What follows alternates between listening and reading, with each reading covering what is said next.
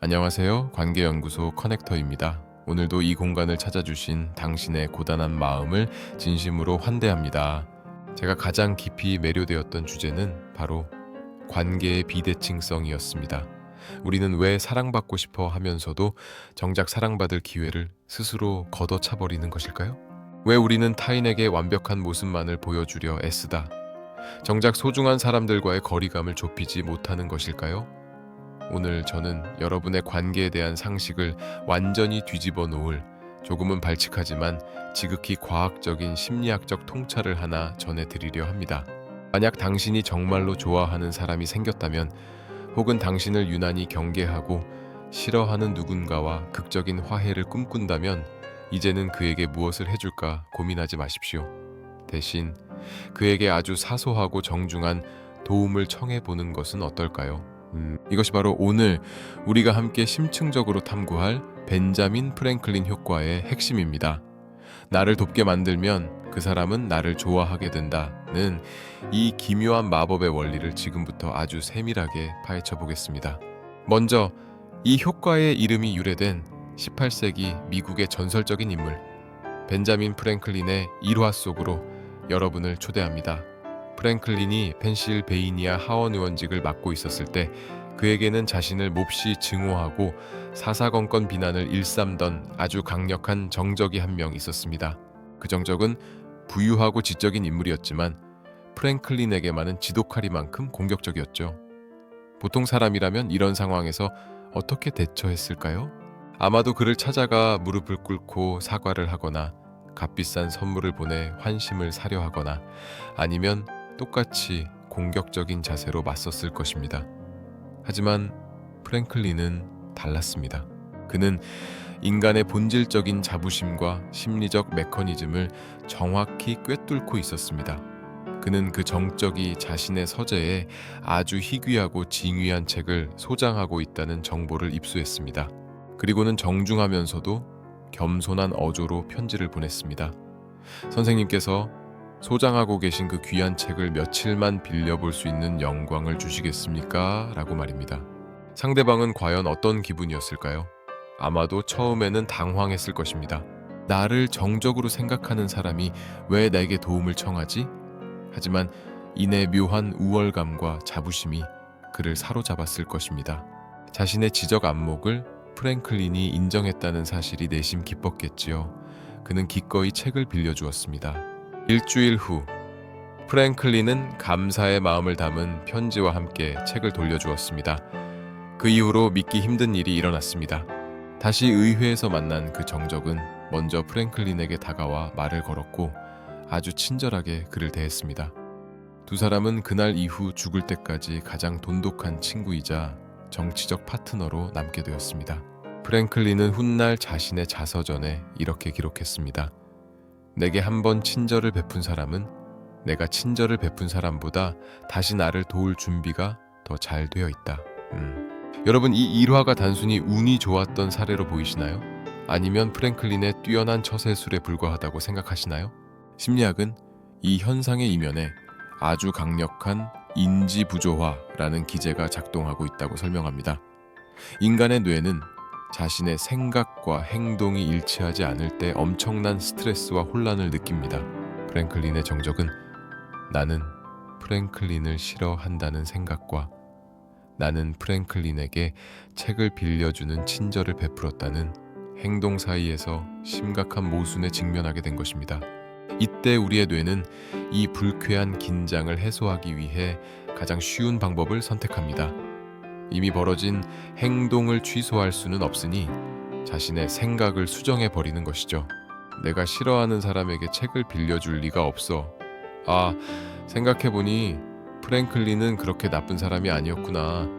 사실 나는 그를 꽤 괜찮게 생각하고 있었던 거야 라고 말입니다.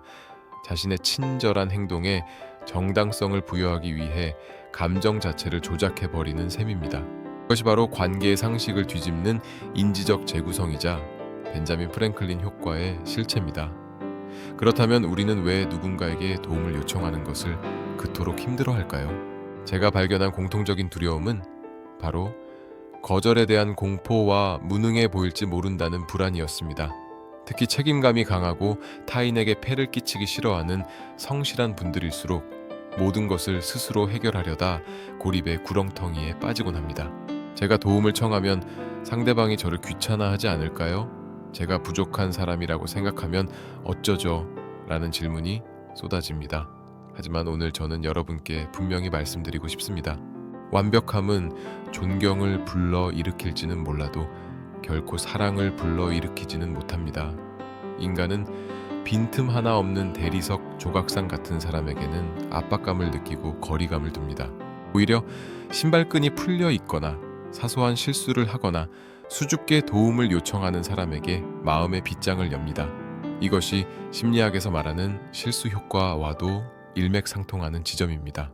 당신이 내미는 도움의 손길은 당신의 무능함을 증명하는 것이 아니라 상대방에게 영향력을 미칠 기회와 유능감을 느낄 기회를 선물하는 것입니다.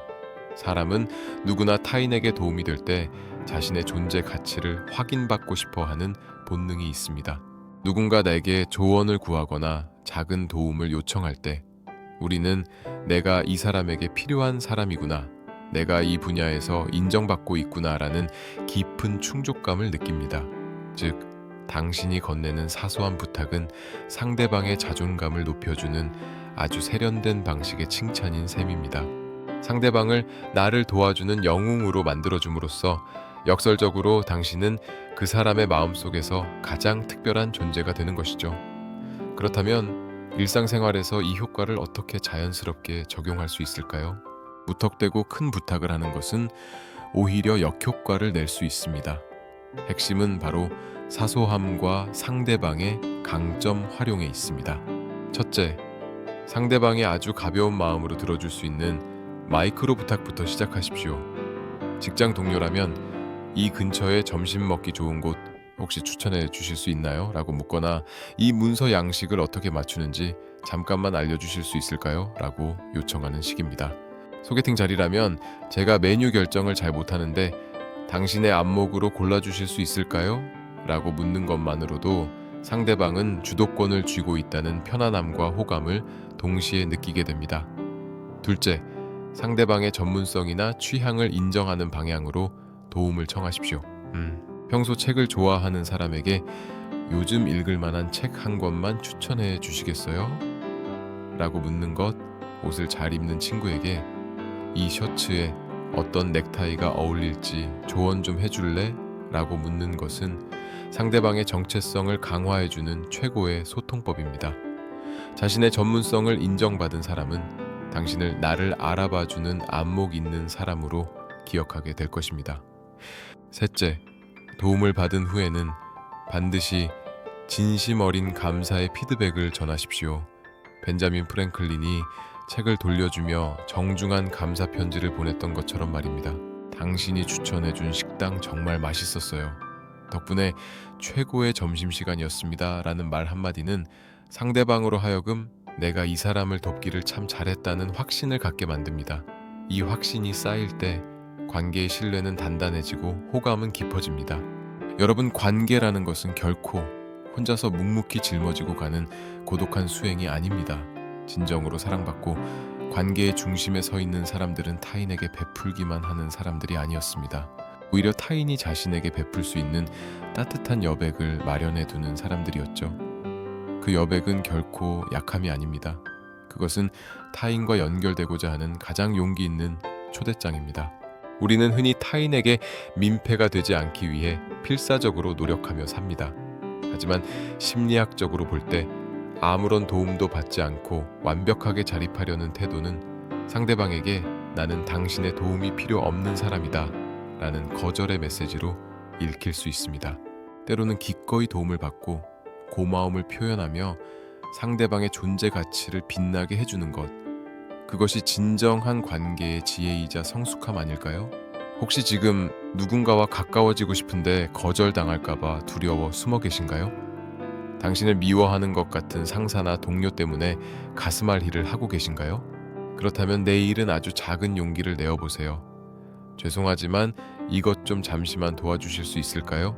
라는 그 한마디가 얼어붙은 상대방의 마음을 녹이고 당신을 향한 호감의 물길을 트는 기적의 시작이 될 것입니다. 당신이 내미는 그 작고 떨리는 손길이 상대방에게는 자신을 좋은 사람으로 느끼게 만드는 가장 소중한 선물이 될 수 있음을 잊지 마십시오. 당신은 존재 자체로 충분히 매력적이며 때로는 누군가에게 기댈 때 당신의 진정한 가치가 더욱 투명하게 빛난다는 사실을 꼭 기억하시길 바랍니다. 오늘 저와 함께 나눈 벤자민 프랭클린 효과에 대한 이야기가 관계의 무게에 짓눌려 지친 당신의 마음을 조금이나마 가볍게 만들어 주었기를 소망합니다. 여러분의 관계가 더 이상 투쟁이 아닌 서로의 존재를 확인하고 축복하는 따뜻한 환대가 되기를 진심으로 응원합니다. 오늘 내용이 여러분의 삶에 작은 빛이 되었다면 구독과 좋아요로 따뜻한 마음을 나누어 주세요. 여러분의 작은 응원이 제가 더 깊은 인간 심리의 비밀을 탐구하고 전해드리는데 큰 힘이 됩니다. 알림 설정까지 해주신다면 우리가 다음 만남에서 더 깊고 의미 있는 관계의 지혜를 나누는데 큰 도움이 될 것입니다. 부디 오늘은 당신의 지친 마음이 안온한 휴식을 취할 수 있기를, 그리고 내일은 누군가에게 기분 좋은 도움을 청할 수 있는 용기 있는 아침이 되기를 바랍니다. 지금까지 관계연구소 커넥터였습니다. 감사합니다.